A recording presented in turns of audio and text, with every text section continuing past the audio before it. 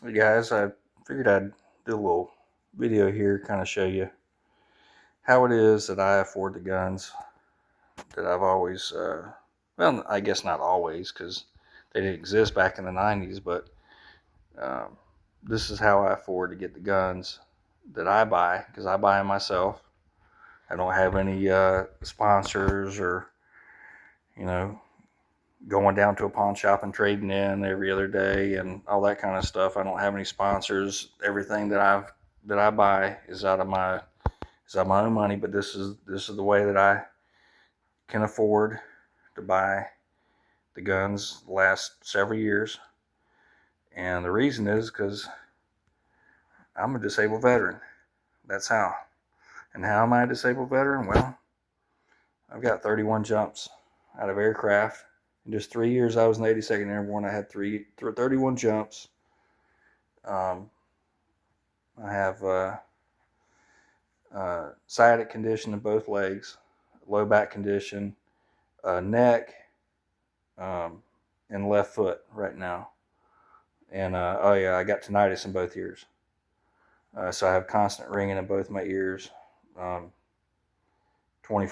I've got ringing in both my ears. Right one's a lot worse than my left, but so that's how this is how I'm not sponsored on some channel, and certain somebody wants to come into my comments and talk all this nonsense and everything, but he doesn't go on other people that are sponsored, or these guys that are retired, or the guys that maybe never served in the military. Doesn't go in their comments and comes into my comments.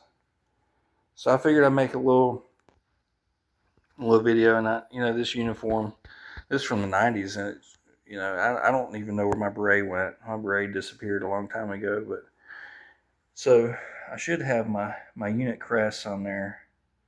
The unit crests fell off a long time ago. I don't know where they went. My unit crests, they're gone off of there. I got the expert.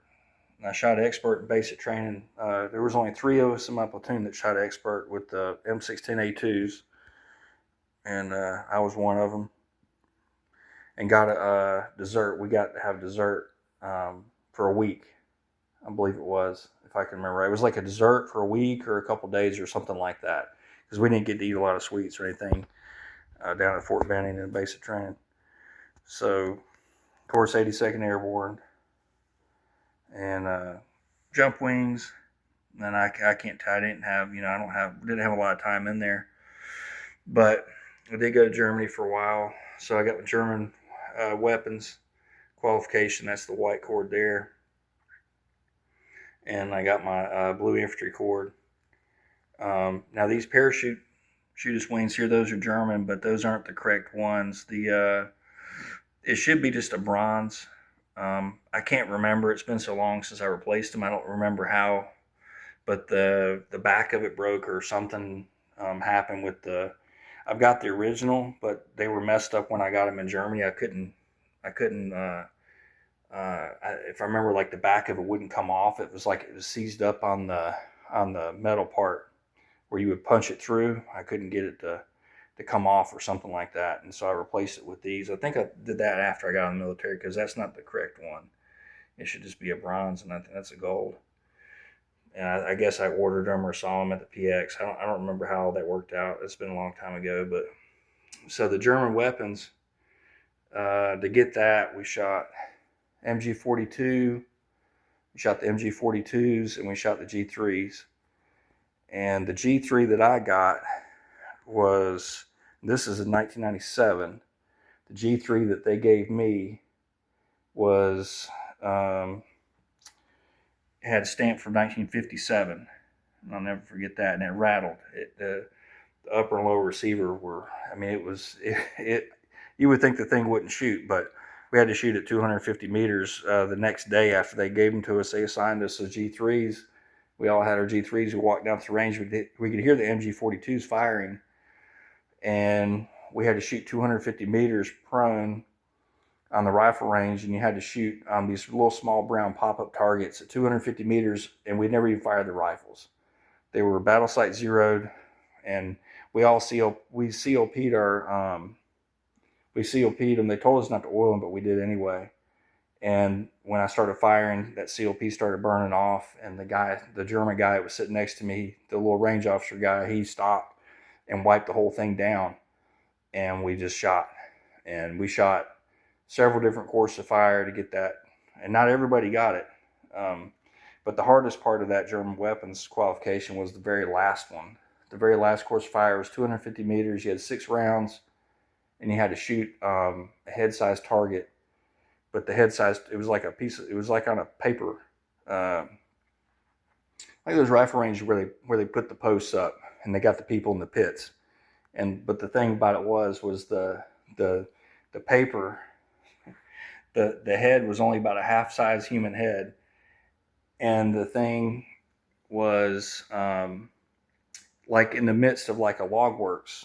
Like I said, it's on a piece of paper.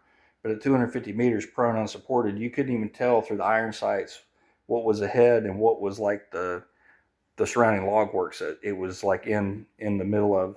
So you had to hit 4 out of 6, and I hit 4 or 5 out of 6 on that. But yeah, that was the deal on that German. I can't remember. It's called a Schützenschnee or something like that. And then that French Fortigé, whatever they call it, I think that was awarded in World War One. But yeah, I didn't have I wasn't in combat or anything. I don't have anything on my right shoulder. Don't have anything spectacular or anything. But 31 jumps. Let's see, I had a C-160 jump, 2 C-160 jumps in Germany. I had a CH-47. No, excuse me, C-50. CH-53 helicopter jump in Germany out the back. It was like at 2,500 feet. And then I had a CH-47 or no, a C-47 / DC-3, like one of those World War II. I had one of those when I was at 82nd. I had a bunch of C-141 and C-130 jumps. But yeah, that's it. That's how I afford my guns. So got extra money to do it, and that's how I do it. And so I just figured I'd make that video. And one person in particular, so that's yeah, that's the deal. I mean, like I said, that's how I afford it. Is it extra money I got every month that I earn, and I buy, I like somewhat expensive guns, and so that's it. So all right, y'all have a good one.